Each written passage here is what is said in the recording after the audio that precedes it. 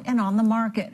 It's a race against the clock, but every day, Inovio Pharmaceuticals is getting closer to releasing this urgent medicine. News 8's Neda Arampur went to the lab to find out what it is they're creating.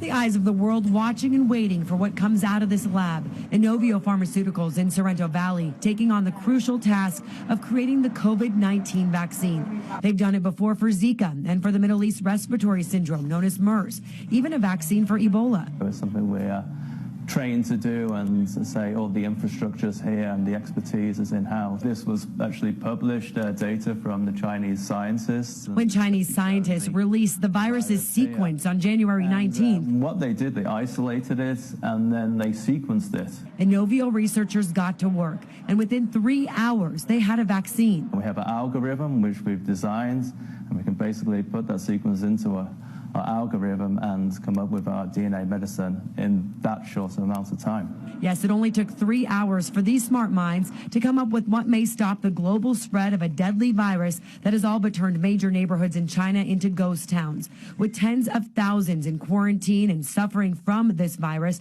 the urgency of what these researchers are doing is not lost here. We're really laser focused on this one right now. So this is the plasmid production. Dr. Trevor Smith takes us into the lab to show us how they're creating this vaccine. So it all starts with this very tiny amount of DNA. They want what they call DNA medicine to multiply in dishes, vials, and vats where yeast and bacteria all mix together to make even more medicine. And that's what's inside this brown liquid, which then turns into a paste. Once it's purified, it would then turn into this clear liquid solution containing that DNA.